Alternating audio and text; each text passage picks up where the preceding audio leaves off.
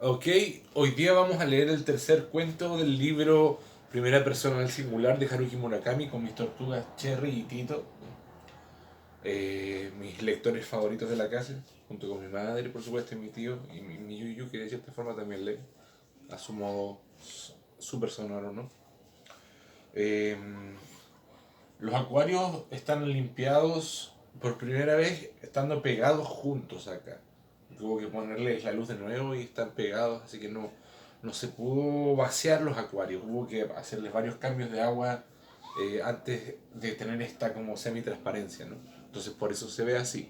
Pero es un proceso temporal, porque pronto van a tener su torre del dragón en el patio. La tan esperada del dragón. Vamos a empezar a leer. El tercer cuento se llama Charlie Parker Plays Bossa Nova. Bird ha vuelto. ¿No se estremece el lector exultante y lleno de expectación al escuchar la noticia? Vuelve intacto el vigor de antaño y resurge alzando el vuelo cual ave fénix, recibiendo vítores de bienvenida allá por donde pasa, desde Novosibirsk hasta Tombuctú, brillando con luz propia y decidido a iluminar el mundo con renovados bríos. Estamos en 1963. Han transcurrido varios años desde la última ocasión en que tuvimos constancia pública de nuestro querido Charlie Parker, o Bert, como es conocido por la mayor parte de sus fieles seguidores. ¿En qué lugar se encuentra retirado en estos momentos? ¿A qué se dedica? Estas son las preguntas que todos los aficionados al jazz del mundo llevan haciéndose mucho tiempo. Pese al largo mutismo que lo rodea, que sepamos no ha fallecido. Si así hubiera sido, nos habrían llegado noticias e informaciones al respecto. Preveo que algún avesado alzará la voz para señalar que tampoco tenemos indicio alguno de que esté vivo. La última vez que subimos algo de Bird fue cuando su mecenas, la baronesa Nika, le permitió instalarse en su lujosa mansión para pasar allí su convalecencia. Diversos problemas de salud lo asediaban y su condición de heroinómano era un secreto a voces para cualquier buen aficionado al jazz. Corrieron rumores de que, además del letal polvo blanco, una grave pulmonía, diversas afecciones internas, dolorosos síntomas de diabetes e incluso de enfermedad mental lo mantenían postrado. Aunque la fortuna de seguir vivo entre semejante grado de adversidad puede haberlo acompañado, no así lo habrán hecho la fuerza y la energía necesarias para retomar su actividad musical. De modo que poca más opción le quedó aparte de retirarse de los escenarios y de la escena pública para convertirse en una leyenda viva y hermosa del jazz. Corría el año 1955. 8 años después, en el verano del presente año 1963, volvemos a tener noticias de él. Con su inseparable saxo alto y sin tiempo que perder, se ha encerrado en un estudio de grabación en las afueras de Nueva York y, raudo como el rayo, ha alumbrado una nueva obra, un LP que lleva por título Charlie Parker Plays Bossa Nova. Suena poco plausible, pues vayan ustedes preparándose y agárrense fuerte porque es cierto. Así comienza un artículo que escribí para una revista universitaria, el primero que conseguí publicar en mi vida y por el que incluso obtuve una modesta remuneración. Naturalmente, no existe ningún disco titulado Charlie Parker Plays Bossa Nova. Charlie Parker murió el 12 de marzo de 1955 y la bossa nova llegó a territorio estadounidense en 1962, introducida por músicos como Stan Getz. Pero no es improbable que Bird hubiese mostrado interés por ese estilo nuevo en caso de haber vivido en la década de los 60 y, por qué no, que se hubiera animado a adaptarlo en sus interpretaciones. Partiendo de semejante suposición, inventé un disco fruto de esa hipotética adopción musical e ideé una reseña ficticia del mismo, lo cual resultó en el artículo mencionado, transcrito en parte en estas páginas. La gracia del asunto reside en que el editor jefe de la revista universitaria que accedió a publicarlo creyó de veras en la existencia del disco y tomó mi crítica como auténtica y genuina sin sospechar de su autenticidad. Su hermano menor, buen amigo mío, le habló de mis virtudes con la pluma e hizo de promotor de mi causa. La revista llegó a publicar 4 únicos números antes de echar el cierre, en el tercero de los cuales apareció mi reseña. El punto de partida sobre el que concebí el artículo de Marras fue el descubrimiento imaginario de cierta grabación en cinta magnetofónica del genial saxofonista entre sus archivos fonográficos de la compañía de discos y, basándome en ello, elaboré la reseña de la grabación, el disco en cuestión, que realmente solo existía en mi imaginación. No es que quiera echarme flores, pero creo sinceramente que me las ingenié para componer un relato sólido, coherente y verosímil hasta en sus más nimios detalles. Curiosamente, la salida de la revista vino acompañada de cierto revuelo.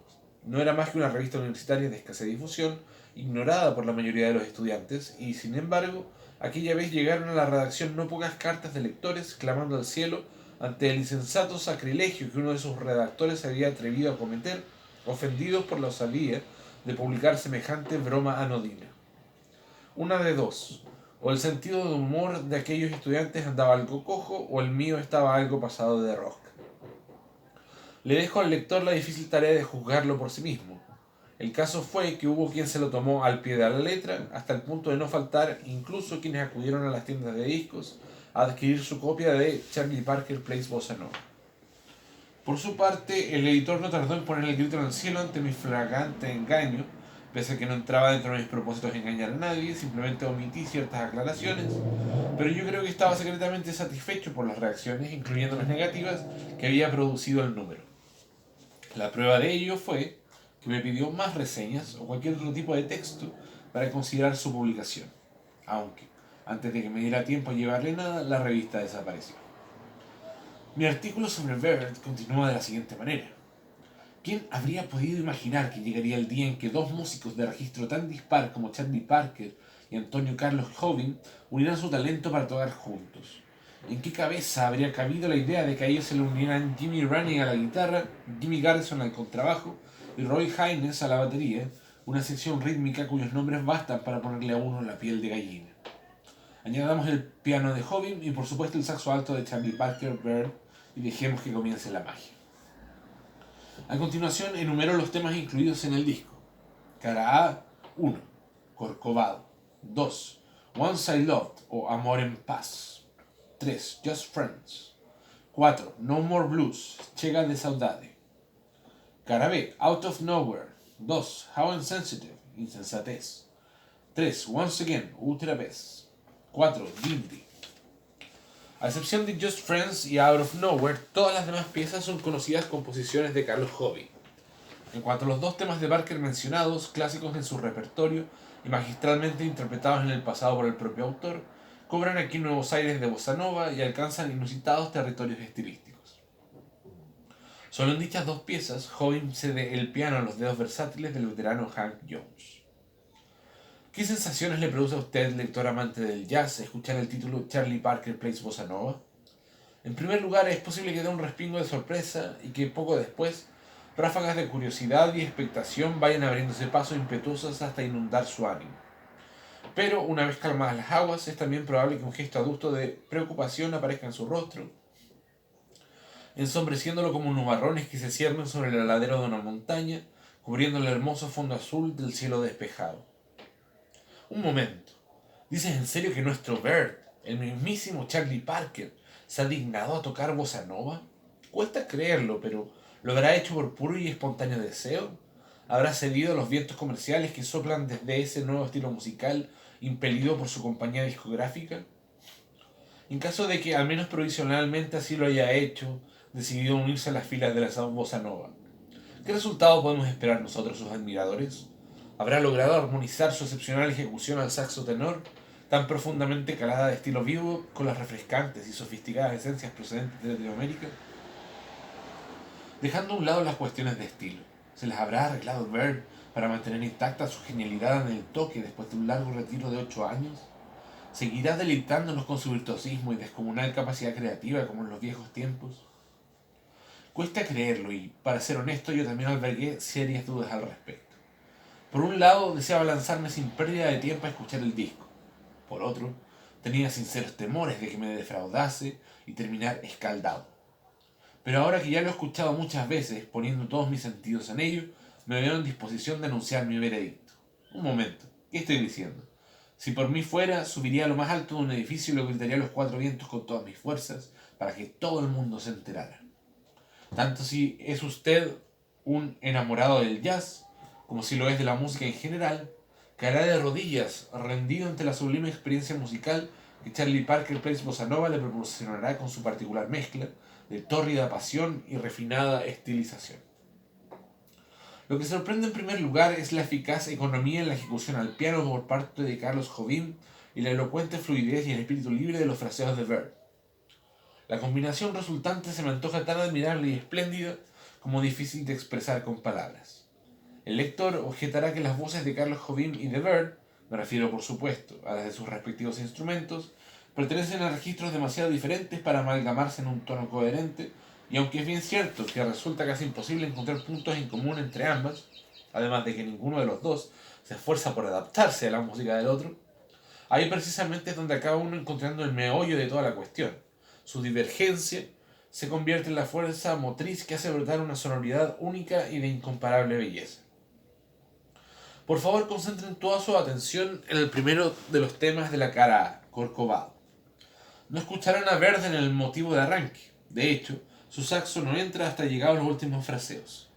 Es Carlos Jobim quien interpreta el piano con suave contención y sin el apoyo de la sección rítmica, la popular melodía conocida por todos ustedes, cuyo aire ensoñador evoca los ojos de una joven que contempla abstraída la hermosura de un paisaje nocturno sentada junto a una ventana.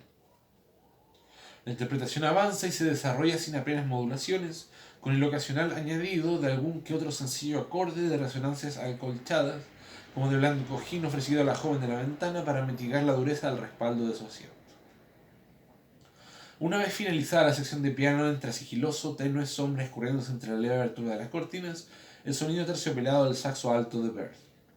Apenas se ha percibido uno de su llegada, cuando su toque se eleva ya elegante y sinuoso, confundiéndose con recuerdos y sensaciones hermosas e imprecisas que ya habitaban en nuestra intimidad onírica, calando en nosotros como una suave brisa que traza a su paso delicadas y serpenteantes marcas sobre las dunas de nuestro espíritu. Cálidas marcas que uno desea que no se le borren nunca. Permítame el lector que omita lo que sigue. Así lo eximo de tener que digerir un texto recargado de torpes florituras y ornamentación vana. Asumo que, con lo arriba expuesto, basta para que se haga una idea del tipo de música que trataba de evocar. Más que evocar, inventar. O eso creo. Bajemos el telón y volvamos a subir unos cuantos años más tarde. Durante muchísimo tiempo, aquel artículo que escribí siendo un estudiante universitario quedó relegado al más completo olvido. Al fin y al cabo, me convertí en una persona abrumada por responsabilidades y obligaciones hasta extremos que no habría imaginado, y aquella reseña ficticia, mero vestigio lejano de una broma irresponsable de un jovenzuelo con aires de escritor, quedó relegada a algún lugar remoto y apartada de mi memoria. Y sin embargo, unos 15 años más tarde ocurriría algo absolutamente imprevisible que me refrescaría la memoria en un abrir y cerrar de ojos y de una manera que jamás habría imaginado. Fue como un boomerang cuyo lanzamiento hubiese olvidado y que, más tarde, volvía fiel a mi mano cuando menos lo esperaba. Sucedió en Nueva York, donde residí por algún tiempo debido al trabajo. Cierta tarde, con abundante tiempo libre por delante, salí de mi habitación de hotel para dar una vuelta y acabé entrando en un modesto establecimiento de discos de segunda mano situado en la calle 14 Este. Se me ocurrió echar un vistazo a la sección de Charlie Parker y allí encontré un disco que llevaba por título Charlie Parker Plays Bossa Nova. Tenía aspecto de edición pirata. La funda exterior era blanca, la portada carecía de foto o ilustración y en ella solo había el título impreso en vastos caracteres negros, mientras que en la contraportada se detallaban la lista de temas musicales incluidos y el elenco de músicos participantes. Tanto los nombres de los músicos como el título y el número de los temas coincidían a pies juntillas con los que yo había seleccionado para mi disco ficticio. Asimismo, al igual que en mi reseña, Hank Jones al piano sustituía a Carl Jobim en dos únicos temas. Permanecía allí plantado, inmóvil y en silencio, con el disco en la mano y la hormigueante sensación de que alguna zona recóndita de mi ser se me estaba entumeciendo. Eché un vistazo a mi alrededor. ¿Estaba realmente en Nueva York? Sí, no cabía la menor duda que me encontraba en pleno Manhattan, en el interior de una pequeña tienda de discos de segunda mano. No me había precipitado ladera abajo hasta caer en un mundo ilusorio ni tampoco estaba soñando. Extraje el disco de su funda y comprobé que el adhesivo central era tan blanco como la funda y que en él también aparecían escritos los títulos de los temas en el orden correspondiente, pero no encontré ni el nombre ni el logotipo de casa discográfica alguna. Presté atención a los surcos del vinilo. En efecto, en ambas caras podían apreciarse los cortes del inicio de cada uno de los 4 temas. Fue entonces cuando tomé la resolución de pedirle al joven de pelo largo apostado tras el mostrador me permitiera escucharlo. Negó con la cabeza y lamentó que el tocadiscos de que disponía la tienda estuviera estropeado. Lo sentía mucho. Una etiqueta adherida a la funda indicaba que el precio era de $35. Me sumí en la indecisión de si comprarlo o dejarlo, hasta que finalmente me decanté por lo último y abandoné el local con las manos vacías. Sin duda, no podía tratarse más que de una broma sin gracia. A falta de nada mejor en que pasar el rato, alguien se había tomado la molestia de crear un disco de imagen y semejanza del que yo describí en mi artículo, aunque solo en la portada, claro. Habría localizado cualquier LP con 4 cortes en cada cara, despegado la etiqueta empapándola en agua y adherido con pegamento a la suya propia, elaborada con sus propias manos. Pagar $35 por semejante tomadura de pelo se me antojaba de lo más estúpido. Había un restaurante español cerca del hotel, y ni corto ni perezoso me metí en él para tomarme una cerveza y una cena ligera. Una vez satisfecho el estómago, paseaba por los alrededores sin rumbo fijo, cuando de pronto algo me pellizcó las entrañas. Una punzada de arrepentimiento por no haber adquirido aquel vinilo. Debí haberlo comprado. Por muy estúpido que fuera y por muy ridículo que resultara pagar ese precio, debí haberme hecho con él. Aunque se trataba de algo extraño, era al menos un interesante objeto conmemorativo de un momento importante en mi vida, de modo que dirigí de nuevo mis pasos a la calle 14. Caminé ligero, pero la tienda de discos ya había echado el cierre cuando llegué. Un cartel sobre la persiana metálica rezaba: días laborales, apertura 11:30, cierre 19:30. A última hora de la mañana siguiente salí del hotel y volví a dirigirme al mismo lugar. En su interior, un hombre de mediana edad, de pelo lacio y con el cuello del jersey deshilachado, sorbía café y leía las páginas deportivas de un periódico sentado tras el mostrador. Un reconfortante aroma a café recién hecho se extendía tenuemente por todo el local, mezclándose con vieja música de Pharoah Sanders, emitida desde el techo por caducos altavoces, sin un solo cliente todavía a esas horas a excepción de mí. Tenía el hombre toda la pinta de ser el dueño de la tienda. Repasé de inmediato la sección de Charlie Parker sin éxito. No hallé entre los demás el disco del día anterior. Qué raro. Recordaba haberlo devuelto a su sitio después de llevarlo hasta el mostrador. No quise darme por vencido y revisé todos los cajones de la sección completa de jazz. Seguro que lo deposité entre otros discos, eso debió de ocurrir. Después de jugar consensudamente, me vi obligado a tirar la toalla, con la certeza al menos de saber que allí no estaba. ¿Se había vendido acaso en un intervalo de tiempo tan corto? Abordé al hombre del mostrador. Disculpe, no consigo localizar un disco que vi ayer en la tienda. ¿Qué disco busca?, inquirió sin levantar la vista a las páginas de The New York Times. Charlie Parker Plays Bossa Nova, repliqué sin rodeos. El hombre dejó el periódico, se quitó las viejas gafas de montura metálica y alzó lentamente la vista hacia mí. Perdone, ¿le importaría repetirme el título? Así lo hice. El hombre, tras un pausado sorbo a su café y un levísimo movimiento de cabeza hacia ambos lados, dijo: no existe el disco por el que usted pregunta. Lo sé, y sin embargo... Ahora bien, si le interesa Perry Como Sings Jimi Hendrix, creo que todavía tenemos alguno. Supe que se trataba de una broma en cuanto oí mencionar el nombre de Perry Como. Aquel hombre era de esos que no sonríen cuando bromean. El caso es que puedo asegurarle que lo vi aquí, en esta tienda, me sentí obligado a aclarar. Naturalmente debía de tratarse de una tomadura de pelo, de eso no cabe duda. Dice que lo vio aquí, como lo oí, ayer por la tarde. Procedí entonces a describir la cubierta y demás detalles, número de temas, títulos, etc. No olvidé mencionar la etiqueta con el precio marcado, $35. ¿No lo habrá confundido con otro? El hombre se mantenía remiso a admitir mi relato. Le aseguro que no hemos tenido ningún disco con las características que usted enumera. Soy yo quien se encarga de adquirir los discos que ponemos a la venta. Nadie más. También les pongo el precio, así que ya me contará. Si me hubiera topado con semejante rareza, le aseguro que lo recordaría.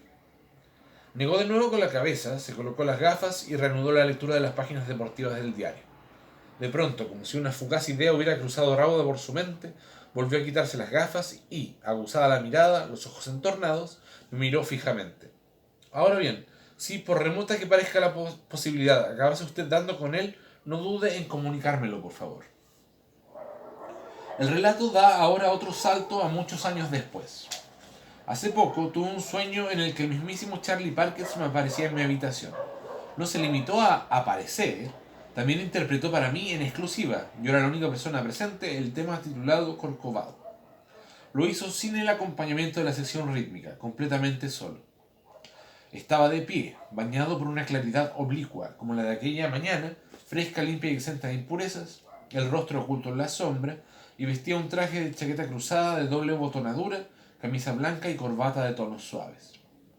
El saxo que sostenía en sus manos estaba sucio, polvoriento y tan oxidado que parecía mentira. Una de las llaves, inutilizada, había sido sustituida por una cuchara precariamente sujeta por medio de cinta adhesiva. Aparte de la estupefacción que me causó la lamentable visión de aquel destartalado y ruidoso instrumento, se me hizo difícil abrigar esperanzas en sus posibilidades musicales, por mucho que fuera el gran Bird quien lo tocase. De pronto, el aire se llenó del aroma intenso y cálido de un buen café recién hecho, tan profundo que elevó mi espíritu e hizo temblar mis aletas nasales, cosa que, sin embargo, no llegó a desviar mi atención de la importante figura que tenía ante mí, la del propio Charlie Parker. En cierto modo, temía que, si desviaba la mirada de él tan siquiera un instante, su imagen se fumaría ante mis narices. Lo más curioso es que fui consciente todo el tiempo de estar soñando. No era la primera vez que me ocurría. Ocasionalmente soy capaz de avisarme a mí mismo de que me encuentro dentro de un sueño. Tranquilo, no es más que un sueño.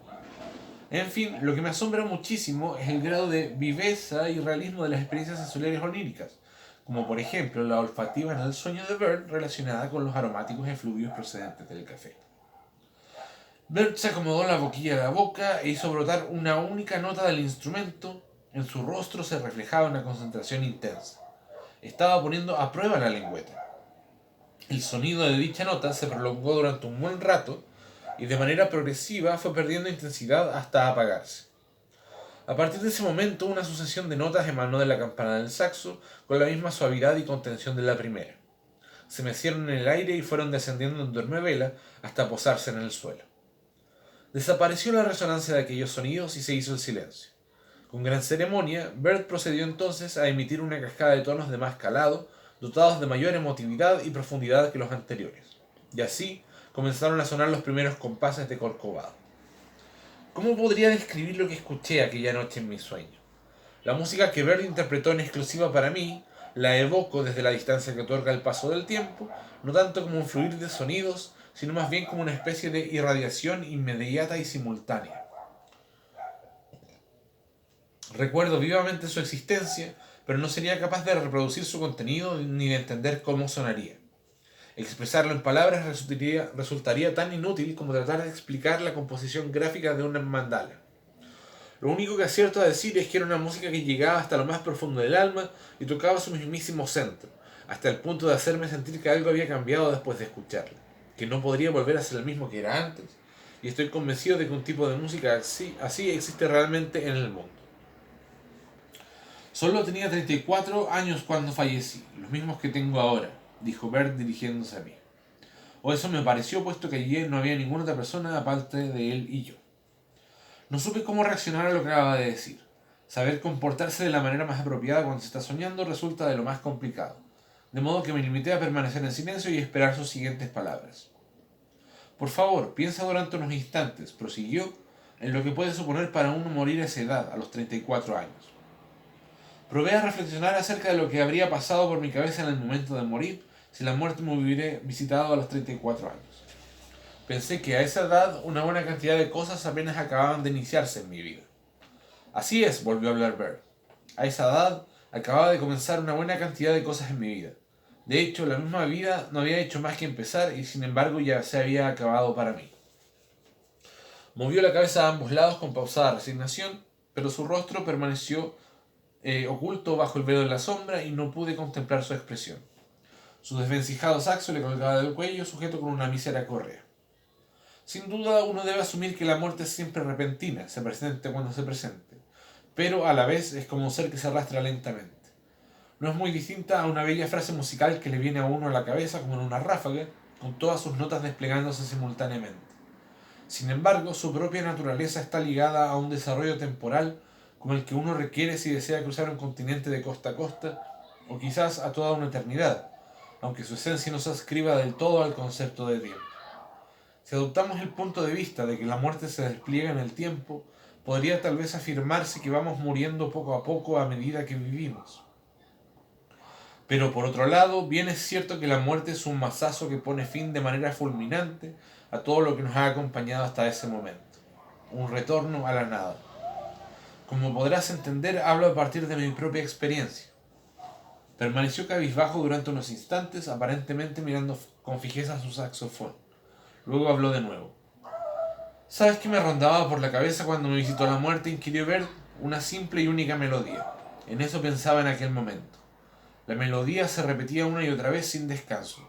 No había manera de quitármela de encima. Ocurre a veces, ¿no es cierto? Se te pega una melodía y ahí decide quedarse. Pues bien, fue un pasaje del tercer movimiento del concierto para piano y orquesta número 1 de Beethoven. Tarareó levemente la melodía. Pude reconocerla. Se trataba del pasaje correspondiente al solo de piano. De entre toda la música compuesta por Beethoven, prosiguió Bert, ese pasaje tal vez sea el que mejor mezcla audacia y fogosidad, el más vivaracho y rítmico. Siempre le tuve especial cariño a ese concierto y de hecho lo he escuchado multitud de veces en una interpretación de Arthur Schnabel registrada en uno de aquellos viejos vinilos de 78 revoluciones por minuto. Pero, ¿no resulta irónico?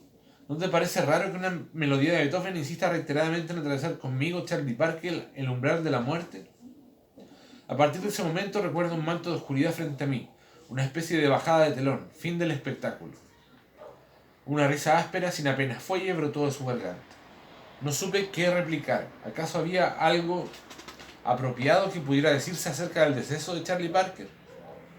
Sea como fuere, quisiera mostrarte mi más sincero agradecimiento, continuó Bert, por haberme traído a la vida por unos momentos y por haberme otorgado la gracia de interpretar bossa nova hace unos años. Cosa nada baladí precisamente y que me hizo muy feliz. No te miento. No habría estado mal, por supuesto, hacerlo en vida. Eso habría tenido más gracia, ¿no crees? Pero en fin, experimentarlo después de muerte no le restó ni un ápice de diversión al asunto porque, como creo que sabes, siempre tuve cierta debilidad por los nuevos estilos. Bert, ¿quiere eso decir que te has presentado en mi sueño con el propósito de darme las gracias? Así es, admitió Bert, capaz al parecer de escuchar mi voz interior. He venido hasta aquí para darte las gracias. Espero que disfrutases de mi música. Asentí con la cabeza. Tendría que haberle respondido a algo entonces, lo sé muy bien, pero no hallé las palabras adecuadas. Perry Como sings Jimi Hendrix, murmuró Bert entre dientes, como trayéndolo a su memoria, y de su garganta volvió a brotar una risa seca y sofocada.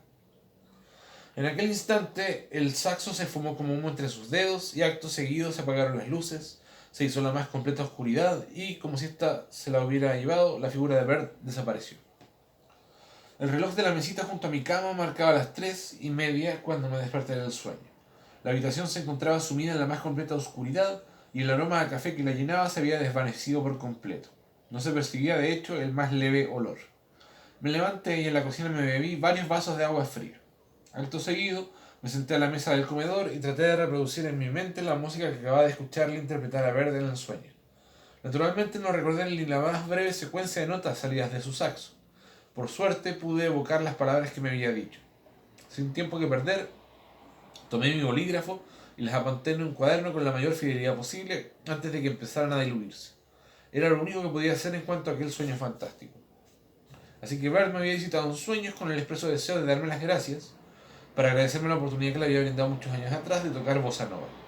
Me había ofrecido además una interpretación de Corcovado con aquel saxo decrépito. ¿Me cree usted, fiel lector? Puede creerme, no me he inventado nada. Con eso estamos por la lectura por hoy, queridas tortuguitas y lectores. Nos vemos en otra ocasión, probablemente para el 22 de diciembre, que es el cumpleaños de Cherry, y le vamos a leer su regalo de cumpleaños. Así que eso por hoy. Gracias por escuchar. Que estén bien.